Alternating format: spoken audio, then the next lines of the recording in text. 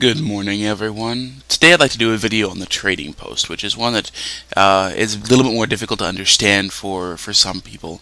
Me personally, I played World of Warcraft for several years, and it had the auction house, which was much more simple than the Guild Wars trading post, and it was very, very easy to make money, especially with the constant cycles of patches, with new gems, and raiders always gearing up for the newest thing, and you could always bank on making a ton of gold right in that little window.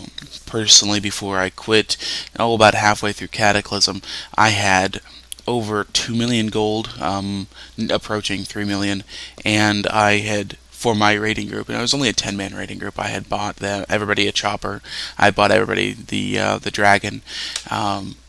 So gold was very, very easy to get in World of Warcraft. It was everywhere. Now this is a game that's a lot newer, so there's a lot less gold in the market, as well as the value of gold is quite a bit higher. So think more in terms of vanilla WoW. Back when gold, there was a much lower gold cap, but it was much harder to get gold. To see relatively the value of gold today. The piece I'd like to talk about today is using salvage kits, and as you see, my inventory has a whole bunch of salvage kits in them right now. The way you use salvage kits to make gold is when you salvage items whose material value is greater than the value of the item itself. So you can use that with the trading post. Now the trading post also is unique from World of Warcraft in that the trading post has buy orders and sell orders. This is much closer to a real market than any other auction house I've seen. With a buy order and a sell order, you have a gap between the two values. And here I'll show you a good example with we'll use rawhide leather sections for this one.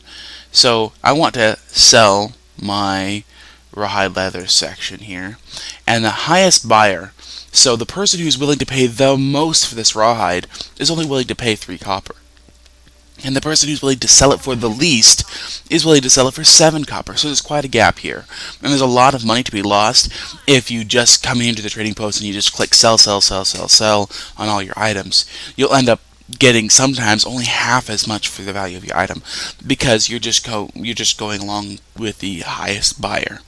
Okay, so anytime we sell, first off, we're going to match the lowest seller and sell it there.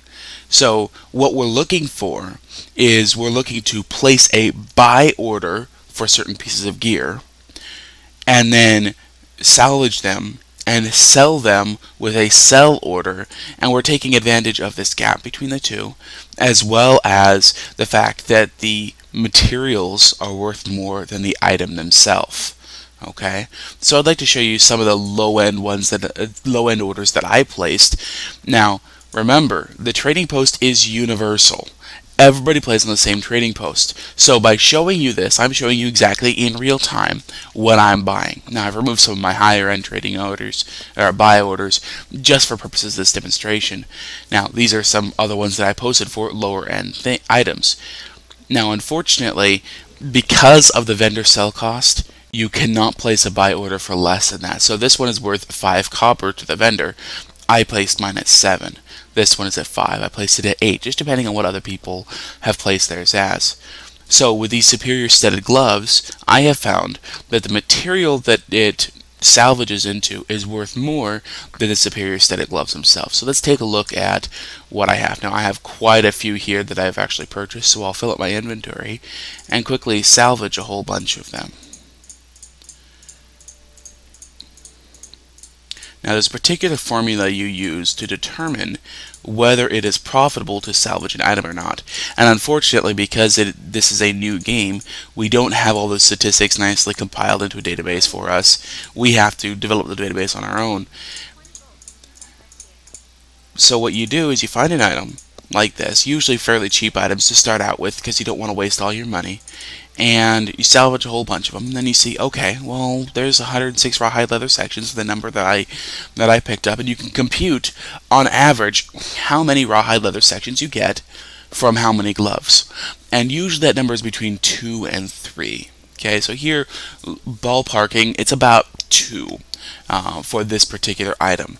So the formula you want to find out is to see if you make any profit is you take the quantity of the material that you get from it. So rawhide leather sections, which I get 2 per item, multiply it by the cost of selling the material, which is 7 copper, and you multiply that by 0.85. Now the reason why you do that is because when you sell something on the trading post, there's profit taken out of that, a 15% margin.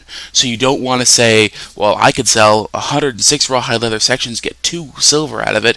Well, because I won't. I won't get 2 silver out of it. I'll get 0.85 times 2 silver and 12 copper. So I'm going to lose a little bit of money off the top there. And then from that total amount, I have to subtract the original cost of the item, so the original cost of the superior studded gloves, and subtract the cost of the kit. Now, which kit you use is very important here. I'm using the cheapest, the most basic, the crude salvage kit. Now, each kit is different. Now, first off, the crude salvage kit comes with 15 uses. All the rest come with 25. The crude salvage kit, however, is by far the cheapest. It only costs 32 copper, whereas the basic costs 88 copper, the fine costs 2 silver, 88 copper, and so on. So you have to compute how many copper it costs per use. So, for example, the cost per use of the crude salvage kit is 2. It costs me 2 copper every time. Whereas the master salvage kit costs 61 copper each use. So that's a huge amount taken out of my profit. Now, the flip side, let's see if I have any other salvage kits in here. No, I don't. On the flip side, the higher salvage kits give you a chance of getting rarer items, as well as collecting the upgrades. Now, these items that I'm getting, they have no upgrades, so I don't care about that. All I care about is whether I'm going to get rarer items or not. And that's something you're going to have to play with to see if the chance of getting a rarer item is worth the extra copper or not. So, again, the formula for the profit is the quantity of material you receive per item salvaged, multiplied by the material price of that item that you salvage, times 0.85, so you don't take the auction house profits, and you subtract from that amount the cost of the item and the cost of the salvage kits. If that number is positive, yay, you make money. If it's negative, you're going to lose some money. Now, especially here at this level where I'm getting the basic level items, I'm not making much money. In fact, with this particular item, I'm making 2 copper per. So really, it isn't really worth much of your time. Go out and find a world event, and you'll make more than if you have salvaged a couple hundred of these. However, if you take this and you apply it to higher level items, you could make a lot of money. The margin is quite a bit higher. There are some where the margin is near around a silver, and if you get quite a few of them, that's quite a bit of money very quickly. Now, one last thing before I end here. One of the biggest tools, one of the best tools you can have to help you make money is a website called gw2spidey.com.